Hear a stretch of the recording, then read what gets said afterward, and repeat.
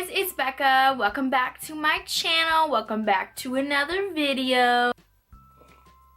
This is really good coffee. Today we are going to be discussing Alpha Divided by Aileen Erin. This series is just phenomenal. I just love it so much. This book was fantastic. 5 out of 5 stars. If I could give this book, and I said this in my Goodreads review, if I could give this book more than 5 stars, I would. This book is the 3rd book in the Alpha Girl series. It is a kick-butt werewolf YA series. I have reviews for both of the first 2 books already up on my channel, so I'll leave the link in the description box below if you want to go ahead and check that out. If you haven't already, this series is so amazing. You need to go and read it. And I don't want to spoil it for you, so if you have not read this book or any of the other previous books, make sure to go check them out and come back and we just can discuss this book together, because this book blew my mind. It was, oh my gosh. The amount of times I would freak out and say something out loud and scream at the characters at the book out loud in front of people,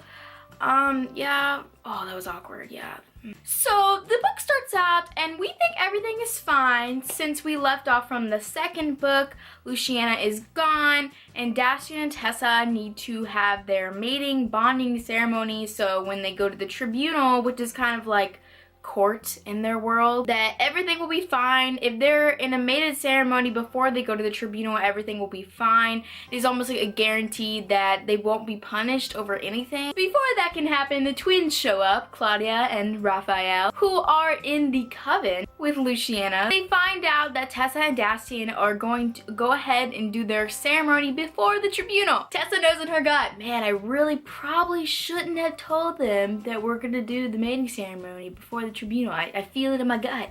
Yeah, Tessa, you were right. Because Luciana shows up and demands that they do not go ahead with this mating ceremony until the Tribunal. This Tribunal thing is just so weird. The person that called the Tribunal to even happen was Robert Howell, the person that tried to kill 2 of the 7, Mr. Dawson, Dacian, and tried to kill everyone in the St. Albie's Academy with all these vampires. I don't understand why we're going ahead and doing something that an evil person set up. They said that if the Tribunal goes bad, then Tessa and Dacian might even be put to death. That this is like a possibility. First off, this is not Tessa's fault at all. Tessa shouldn't even be put up to be doing this Tribunal. This is all Dacian's fault. I love you, Dacian, but this is all your fault, dude. Tessa had no idea that Dacian was a werewolf. Tessa had no idea that Dacian was gonna bite her. It was totally out of her control. So the fact that she could be put to death is just ridiculous. Everybody's so calm about it, and I would be freaking out just like Tessa is. Before this even goes down, I love this one moment that we have with Tessa and Dacian. Dacian was taking her to a place, and as they're driving, they're bonding over this favorite music that they both love, and it was just a really sweet moment.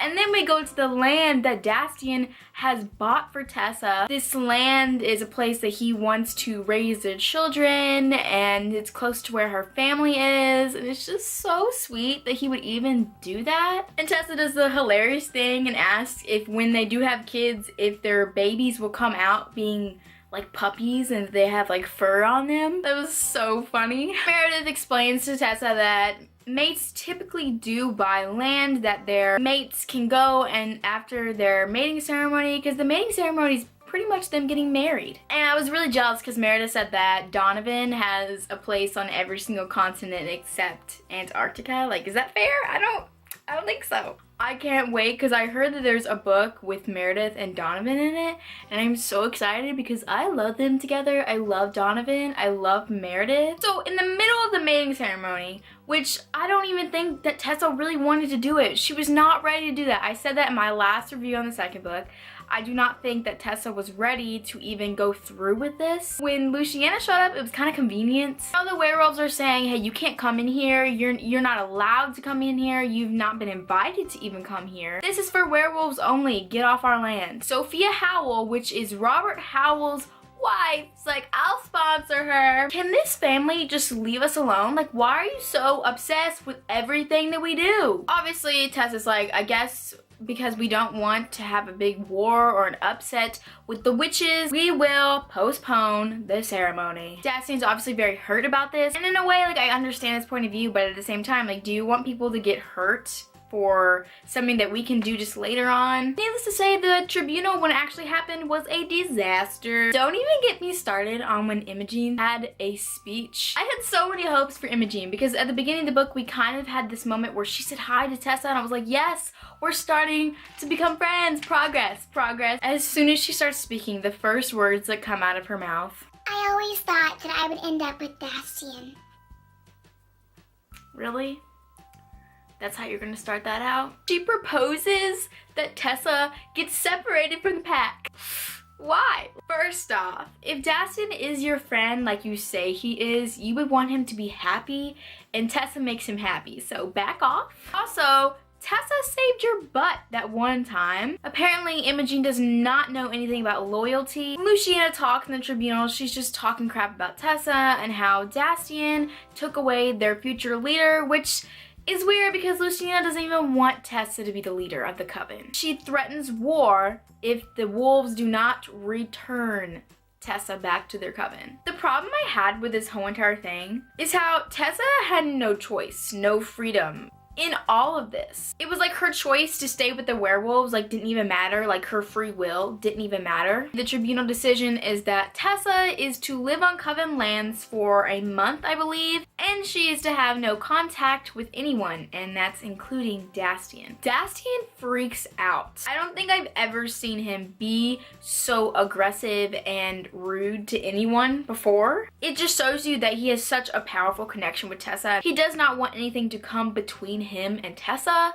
It was just like the first time I'd ever seen him go out of control. Tessa says that she'll do it because she does not want war to happen. When we see our dear cousins again, things are tense. We were obviously the one that told Luciana that we were gonna have a bonding ceremony. The twins explain to Tessa that the only reason that they wanted her to come is because they want Tessa to find a new leader for their coven because Luciana's just crazy. One of the funny parts in this book was Tessa and Daniel. Daniel was trying to help Tessa learn some abilities. Daniel is Luciana's son, who I theorize is Mr. Dawson's son. I don't know about that anymore. There's like one point where he's trying to teach her this trick where she can become invisible. She accidentally makes her clothes invisible, so then she's like naked. I hope Dastian never finds out about that. Oh, also, we make a few friends, and one of our friends, her name is Cosette. She is part witch, half... What? What? Oh yeah, Fae. Fae. One of my favorite fantasy creatures is the Fae, and the fact that we have a character that is part Fae just, yes, gives me life. Another ability that Tessa discovers is that she can see the future. Tessa is trying to go and sneak in and try to see what Luciana is talking to all the witches about. Before she can go, she gets this vision, which we think is real, that she goes to the building, she's spying on Luciana, and they catch her. We don't know what really would have happened after that, but Tessa decides, I don't think I'm gonna do that. Robert is helping Luciana. He is helping her get the witches to go against the werewolves. I think this is just so messed up, because that's his people. His wife is a werewolf, he's a werewolf, his children are werewolves. Why are you so bitter against the werewolves? Is it just because he's so hungry for power? I have no clue. But I feel like there's some bitterness there that it goes deeper. And like, I want to know why he's so bitter against werewolves. One scary thing in this book was Tessa's nightmares. As soon as we found out that she was having these nightmares and Luciana had been in her room, I was like, girl, she did something. Luciana planted a gris, which is dark magic, underneath Tessa's bed so she would have nightmares. She was having nightmares about Dastian and Imogen. I don't even want to get into that because I blocked that. I don't know. Tessa was all for leaving the coven. She did not want to have anything to do with Luciana because she's using dark magic. And then the scariest part in this book, I think it literally made my heart like skip a beat, was when Tessa got drained of her powers. So her alpha powers and her witch powers. This part was a little confusing to me. They put her powers in these jars, but then it was also explained that Luciana and Robert soaked up some of those powers also, so I don't think Tessa really got all of her powers back. Tessa is completely drained and she's done at this point. Tessa gets out, grabs those jars with all her powers, and she goes back to St. Albie's. This was a really sad moment because she was so drained. She hugged Dastian one time